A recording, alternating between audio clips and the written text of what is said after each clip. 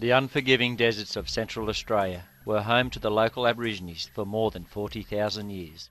In this time they mastered the art of living off the land with very little. When a handful of foolhardy explorers tried to open up this part of Australia, they were in for a big shock. Many perished. They would be buried in lonely graves in the outback. This is where Charles Sturt and James Poole come into my story. They are the first white explorers to this part of New South Wales. In August 1844, Sturt and a party of 15 men, 200 sheep, 6 drays and a boat set out to explore northwestern New South Wales and to advance into Central Australia. They travelled along the Murray River and Darling River before passing the future site of Broken Hill, but were then stranded for months by the extreme summer conditions near the present site of Milparinka.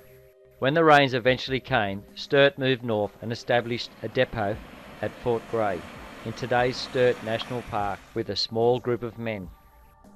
Sturt pressed on across Sturt's Stony Desert and into the Simpson Desert, at which point he was unable to go any further and turned back to Depot Glen.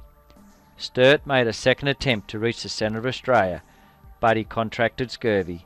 In the extreme conditions, his health broke down and he was forced to abandon the attempt. John Harris Brown, surgeon on the expedition, assisted Sturt, took over leadership of the party, and after travelling 3,000 miles, brought it back to safety all the way back to the present site of Milparinka. After arriving at Milparinka, Sturt and his men suffered incredible hardship as they explored Central Australia.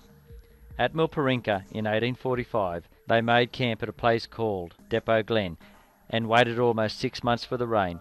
The heat was unbearable. With temperatures well over the century, they dug an underground shelter for protection from the sun, but the heat penetrated the earth. One member of the expedition, James Poole, was to die from its effects. The heat was so intense that it drew screws from the timber boxes and split instruments.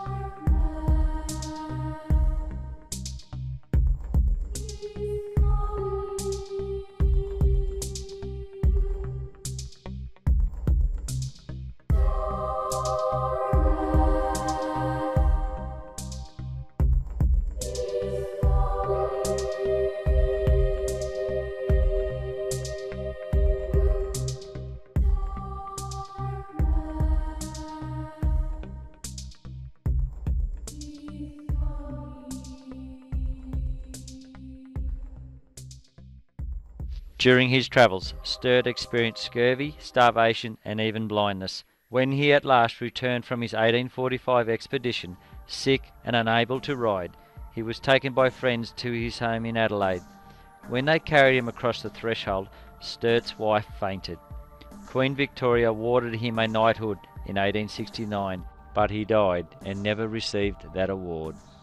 After his death, 30 years had elapsed since that ill-fated trip in 1845.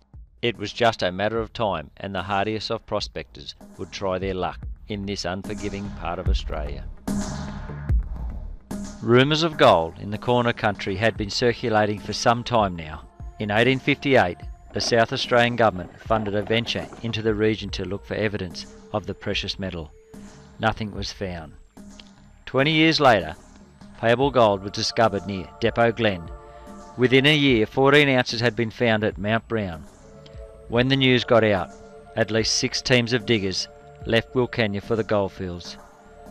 The conditions must have been horrible. There was a terrible shortage of food and water, which worsened as the population grew. Prices of basic commodities, such as flour, were sky high. Diseases such as cholera and typhoid were rife on the fields. Today, the pioneer diggings of Mount Brown and the local cemetery bear witness to this chapter of history of the corner country. From Sturt's Journal, 1845, he quoted, "To keep the men in health, I employed them to erect a pyramid of stone on the summit of a red hill. It is 21 feet at the base and 18 feet high. It bears 329 degrees from the camp, or 31 degrees to the west of north. I little thought, when I was engaged in that work, that I was erecting Mr. Poole's monument, but so it was.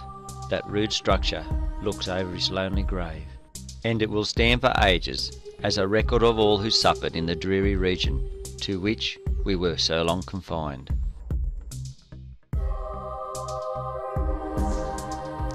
Little did they know, Sturt and the men spent a year out here, waiting for help, with gold surrounding them, and they did not know. All that gold, no food and water. I guessed if they knew, they would have swapped all the gold in the land just to be with their loved ones one more time.